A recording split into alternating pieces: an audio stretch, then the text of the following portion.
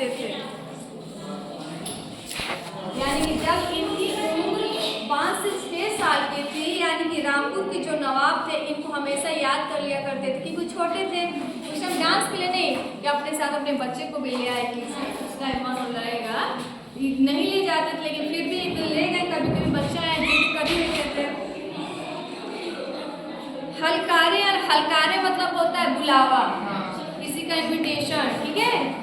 हलकारे आ गए तो जाना ही पड़ता था, चाहे जो भी वक्त हो। यानी कि एक राजा अगर बोल दे रात को 2 बजे भी कि हमको इस व्यक्ति को मेरे सामने मौजूद कर दो, तो एनी हाउ, चाहे सुत रहा हो, बैठ रहा हो, बुखार में हो, लेकिन उसको आना ही है, वो आएगा ही आएगा। फिर आगे बढ़े ना। 6 साल की उम्र में नवाब साहब को बहुत पसंद आ गया। क्वेश्चन पूछता ऑब्जेक्टिव में कि कितने साल के बिरजू महाराज जी थे कि नवाब के बीवी हो गए, तो आपको दोगे 6 साल, ठीक है। ये क्वेश्चन एनी हाउ लगभग पूछता ही है। मैं नाचता था जाकर, पीछे पैर मोड़ कर बैठना पड़ता था। अब अपना स्ट्रक्चर बता रहे कैसे डांस करना, छोटी सी उम्र बाल्यावस्था में कैसे स्टेज पर राजा के सामने डांस करते थे। अब ये क्या पहने थे 6 साल की उम्र में, चूड़ीदार पैजामा, साफा, अचकन पहनकर, जो गेटअप होता है कथक का। अम्मा जी बेचारी बहुत परेशान, उन्होंने हमारे तनख्वाह भी बांध ली थी। यानी कौन बांध दिया था? रामपुर के नवाब राजा। बाबूजी रोज हनुमान जी का प्रसाद मांगे कि 22 साल गुजर गए, अब नौकरी छूट जाए। रामपुर के नवाब से अब नौकरी छूट जाए, आप मुझे नहीं कर रहे थे। और ये बच्चे को वो बुला रहे थे कि जब तक मैं बोलूँ तब तक तुमको यहाँ आना है, लेकर आना है। वो नहीं चाहते थे कि इतनी छोटी सी उम्र में बच्चा डांस करे। अभी विद्या ग्रहण करने का टाइम है, अभी से हम उसको कमाने नहीं भेज सकते। अरे कमाना तो है ही है इस लाइफ में, इसी लाइन में जाना है, क्योंकि पूरा खानदान ही इनका कथा करता था, चाहे तो फैमिली बिजनेस। बाबूजी रोज हनुमान जी का प्रसाद मांगे कि 22 साल गुजर गए, अब नौकरी छूट जाए। नवाब साहब बहुत नाराज की, तुम्हारा लड़का नहीं होगा तो तुम ही नहीं ला सकते। अरे जिस दिन तुम नहीं लाओगे बच्चे को, तुम्हारी नौकरी चली जाएगी। खैर बाबूजी बहुत खुश हुए और उन्होंने मिठाई बांटी। राजा के देते हैं कि नहीं लाओगे तुम्हारी नौकरी तो जल्दी जा ही जाएगी। तो हनुमान जी को जाके प्रसाद चढ़ाया, चलो जान छूटी इस बात से।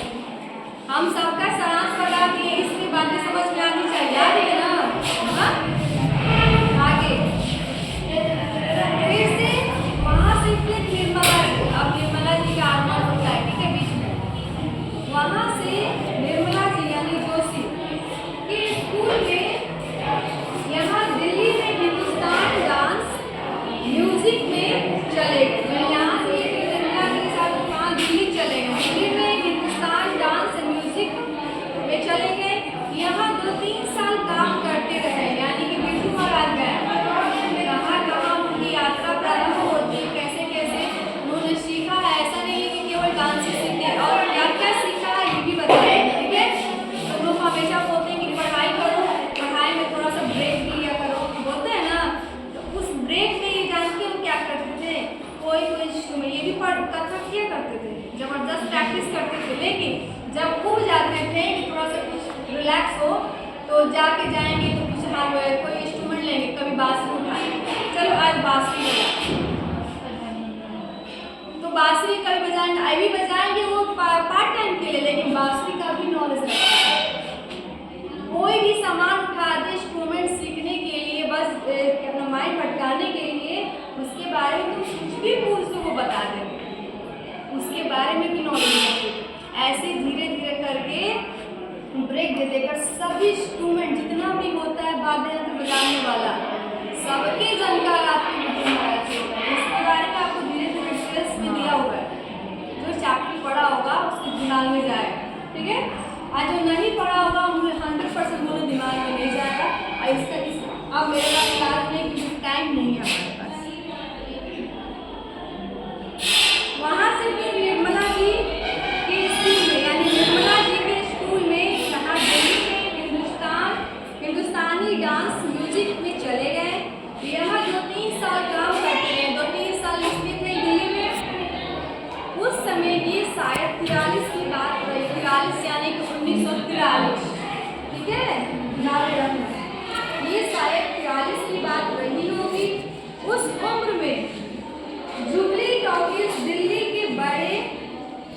भारी कॉन्फ्रेंस में मेरा नाच रखा गया।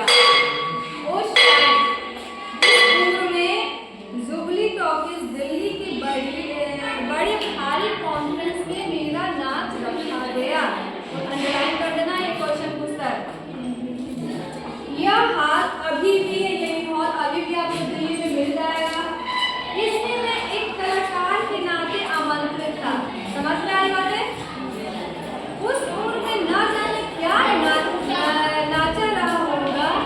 तबला बाबूजी ने बजाया, अक्सर भी बजा देते थे, पर उन्होंने मेरी आदत डाल दी थी कि अक्सर जहाँ वे खुद नाचते थे पहले मुझे नचवाते थे। बात समझ में आ रही कि पिता से पहले बच्चे को आगे खड़े, तुम पहले डांस करो तब मैं डांस करूँगा।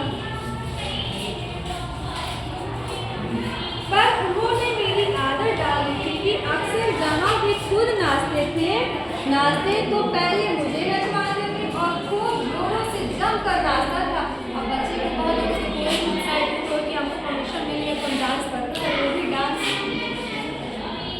यो मुझे याद तो नहीं था नहीं, पर वे जो बोल देते थे तो चुटकुलों का मेजरमेंट में फट से याद कर लेता था। वैसे भी बार बार मैंने बोला था कि ना साफ माइंडेड होता है, जो तुम सिखाओ तो बच्चा सीख जाता है।